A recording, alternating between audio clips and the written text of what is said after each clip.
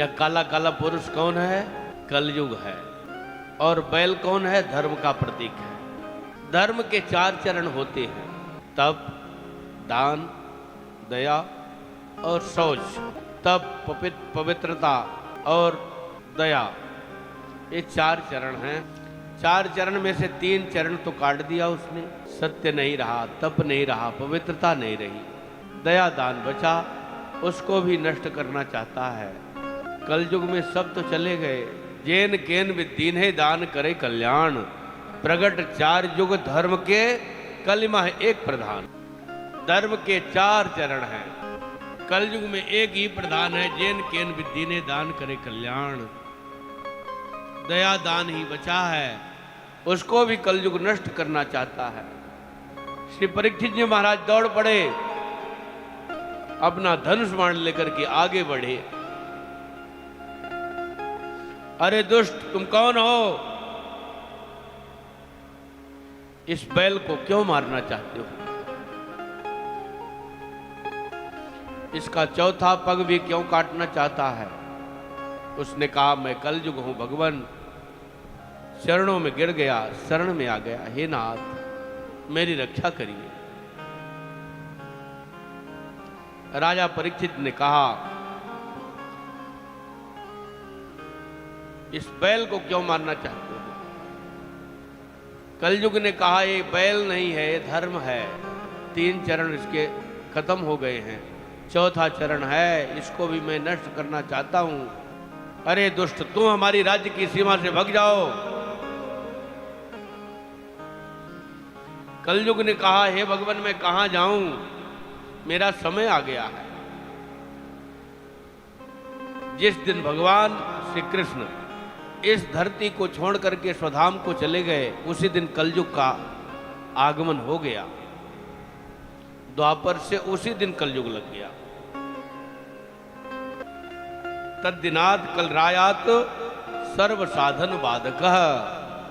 जिस दिन भगवान गए, उसी दिन समस्त साधनों को नष्ट करने वाला कलयुग का प्रवेश यहां हो गया। परीक्षित जी महाराज ने कहा, जैसे भी हो तुम हमारे राज्य की सीमा से जाओ। कलयुग ने कहा कि कोई ऐसी जगह पृथ्वी की नहीं है जो आपकी राज्य की सीमा में न हो। आप चक्रवर्ती सम्राट हैं, कोई एक राज्य के राजा नहीं है। मैं कहां जाऊं? मेरा समय आ गया है, मैं तो रहूंगा। आपको मेरे लिए जगह देनी होगी राजन। कोई जगह तो मेरे को दीजिए, मैं आपकी शरण में हूं। श्री परीक्षित जी महाराज ने कहा, जाओ, 4 जगह ऐसी है जहां तुम निवास कर सकते हो। द्योतम पानम स्त्रिया सोना यत्रा धर्मा चतुर्विधा।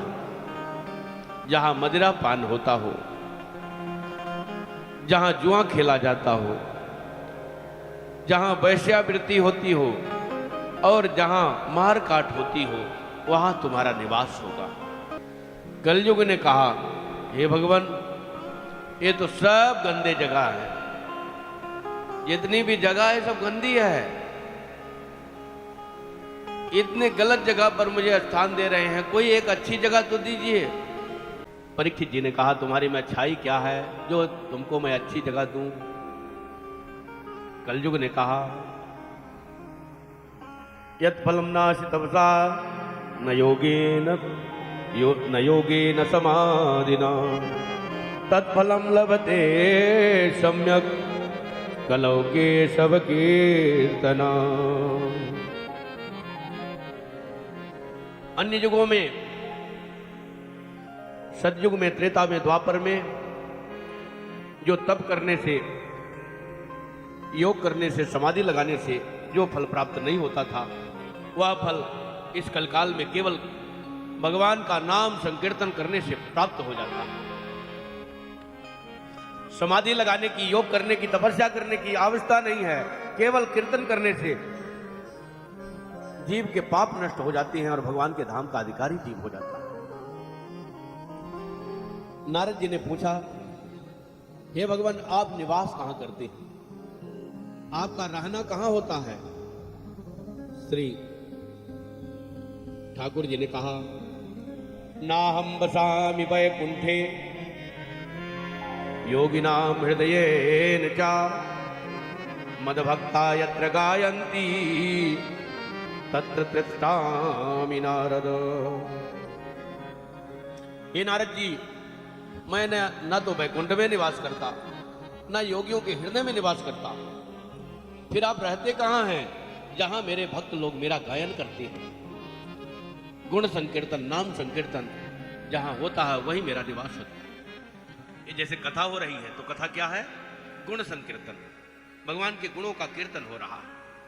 और नीचे जो नाम संकीर्तन हो रहा है, सीताराम सीताराम, राधे श्याम, ये जो कीर्तन होते हैं इसको नाम संकीर्तन कहा जाता है। और जो कथा होती है उसको गुण संकीर्तन कहा जाता है। भगवान के गुणों का कीर्तन करना, बखान करना, कथन करना।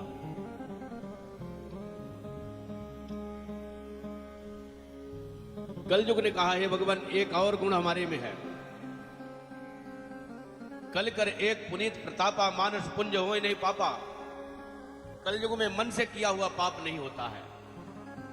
जब तक तुम वाणी से, शरीर से नहीं करोगे तब तक कोई पाप नहीं होता है। मन से किया हुआ पाप नहीं लगता। जैसे किसी ने आपको सलाह दिया, अमुक व्यक्ति है, इसने चोरी किया है, इसको 2 लठ तुम लगा दो।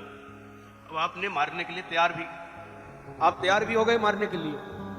रास्ते से वो निकला, आप मारने के लिए तैयार हो, लेकिन जब पास में आया तो आपको लगा लड़ाई दूसरे की है, मैं क्यों मारूं भाई? क्या मतलब है अनावश्यक किसी को मार दूं?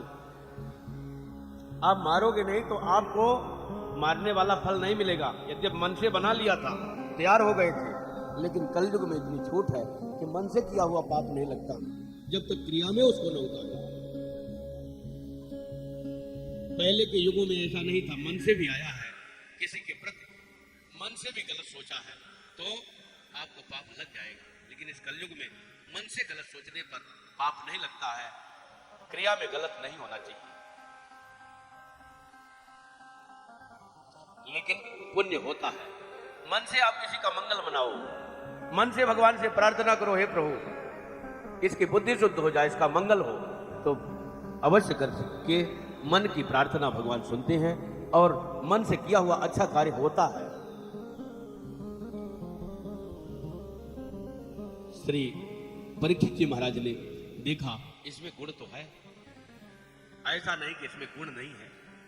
कलयुग समगुण जुग, कलयुग समयुग आन नहीं, जौनर कर विश्वास, गाय राम गुण गण विमल, नर्तन बिनहि प्रयास। कलयुग के समान दूसरा युग ही नहीं है। इसमें भगवान के गुणों की चर्चा करके जीव सहज में संसार सागर से पार हो जाता है। श्री परीक्षित जी महाराज ने 4 जगह दे दिया और 4 जगह के बाद याचना करने पर 5वीं जगह भी दे दिया।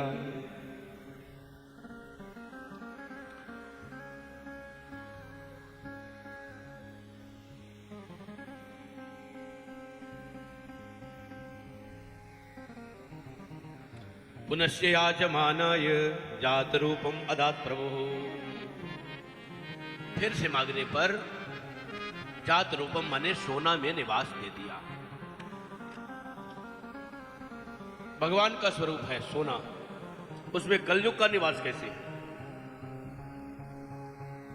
भगवान में तो सब ही रहते हैं, अच्छा बुरा सब भगवान से ही प्रकट हुआ है भगवान में, लेकिन भगवान में दोष नहीं है। फिर कलयुग क्यों कैसे है?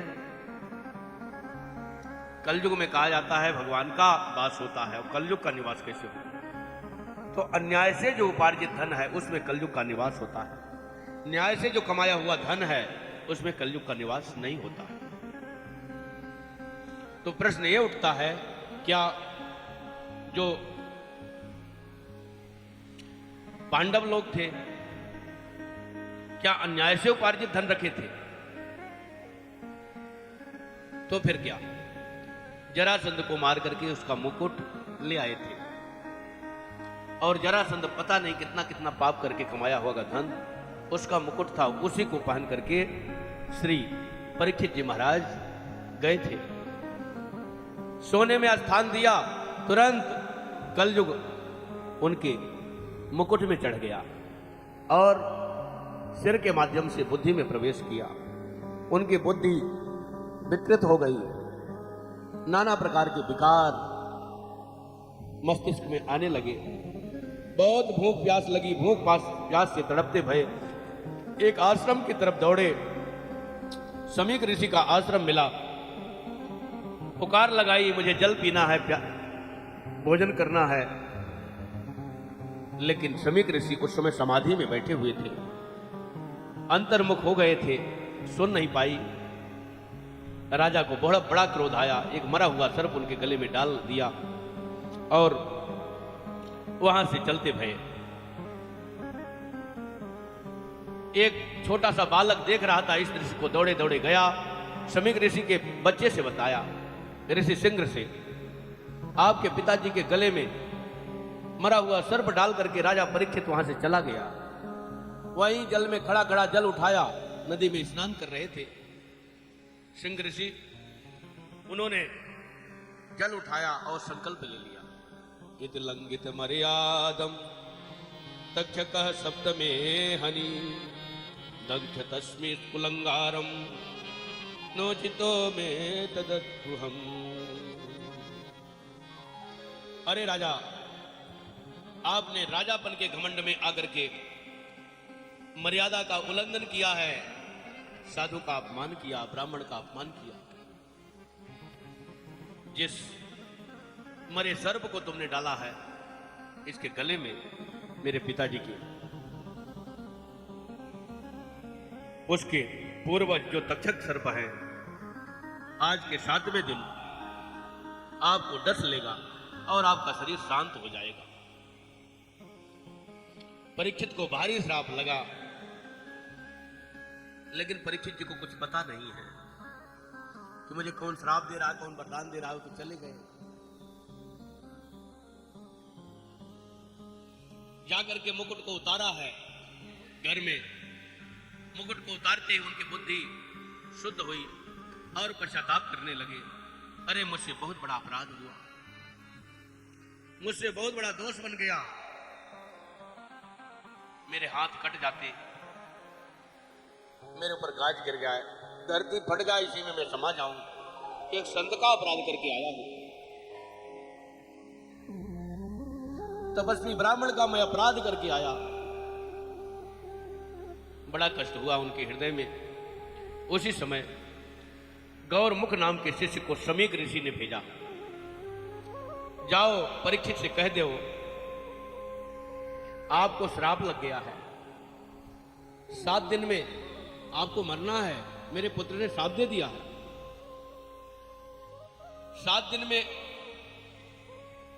आप मुक्ति को प्राप्त कर सको ऐसा कोई उपाय ढूंढो, नहीं तो मरना तो है ही। श्री परीक्षित जी महाराज परम प्रसन्न हो गए,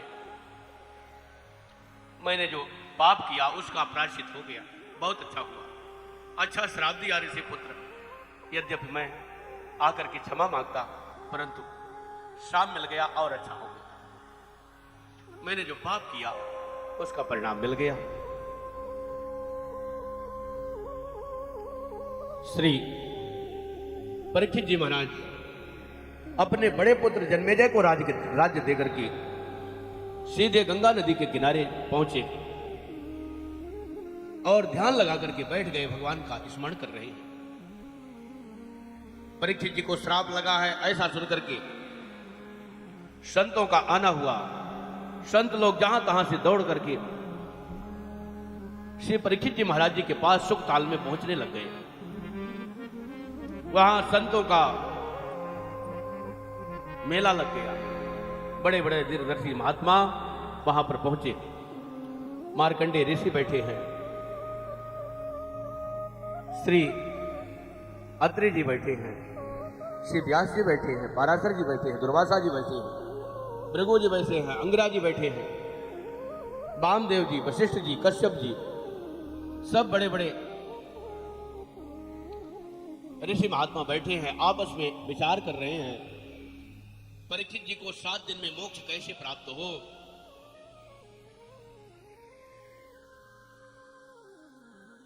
लेकिन निष्कर्ष में नहीं पहुंच पा रहे थे कि कौन सा साधन अपनाया जाए। उसी समय व्यास नंदन से सुखदेव जी महाराज जी की समाधि खुली वन में, और उन्हें लगा परीक्षित के पास चलना चाहिए। तत्राभवत् भगवान व्यास पुत्रो अलेख्यागामटमानो नपेक्षः अलेख्यलिंगो निजलावतुष्टो मृतशवालैरवधूत वेशः। श्री सुखदेव जी महाराज जी का कितना सुंदर शरीर है, 4 अंगुल की लंगोटी, जिनके शरीर में लंगोटी के अलावा कोई वस्त्र नहीं, चौड़ा वक्षस्थल, लंबी भुजाएं, 16 वर्ष के परम सुंदर नीलमणि जैसा चमकता जिनका चेहरा, ऐसे सुखदेव जी महाराज जी का आगमन हुआ। इतना ऊंचा संत आ रहा है जिसको देख करके श्री परीक्षित जी महाराज गदगद हो गए। सारी सभा खड़ी हो गई, बड़े बड़े उनके बैठे हैं, उनके पिता पाराशर जी बैठे हैं, बाबा पाराशर जी बैठे हैं, उनके पिता श्री वेदव्यास जी बैठे हैं, उनके पर बाबा शक्ति बैठे हैं, श्री वशिष्ठ जी महाराज बैठे हैं, सब बड़े बड़े ऋषि महर्षि बैठे हैं, और सभी उनको देख करके खड़े हो गए। बाबा पर बाबा और बड़े बड़े महात्मा, दीर्घदर्शी महात्मा सब खड़े हो गए। सबने उठ करके स्वागत किया श्री सुखदेव जी महाराज जी का। श्री परीक्षित जी महाराज समझ गए मेरे मृत्यु को मंगल में बनाने के लिए साक्षात मानो भगवान ही आ गए हैं।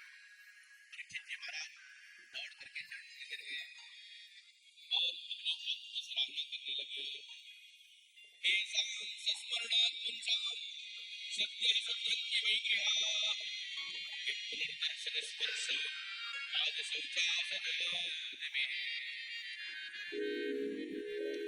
श्री परीक्षित जी महाराज कहते हैं, कोई घर गृहस्थी वाला व्यक्ति घर में बैठे बैठे ऐसे महापुरुषों का चिंतन कर ले तो उसको भगवान के धाम की प्राप्ति होती है। फिर ऐसे महापुरुष का दर्शन हो जाए, स्पर्श हो जाए, चरण धोने को मिल जाए, सेवा मिल जाए, तो कितना बड़ा सौभाग्य है। संतों ने कहा, परीक्षित बहुत प्रशंसा मत करो, जल्दी से प्रश्न करो, नहीं तो बहुत प्रशंसा सुनने वाले नहीं हैं, यहां से उठ करके चले जाएंगे। तुम्हारा सौभाग्य है, जल्दी से प्रश्न करो, तुम्हारी समस्या क्या है। श्री परीक्षित जी महाराज ने प्रश्न किया है, अतः पृच्छामि संसिद्धिम योगिनां परमं गुरुं पुरुषस्य हयत् कार्यं म्रियमाणस्य सर्वथा। हे भगवान, मैं आपसे एक छोटा सा प्रश्न कर रहा हूं, मरण धर्मा जीव को करना क्या चाहिए, जिसकी मृत्यु जल्दी है उसको क्या करना चाहिए।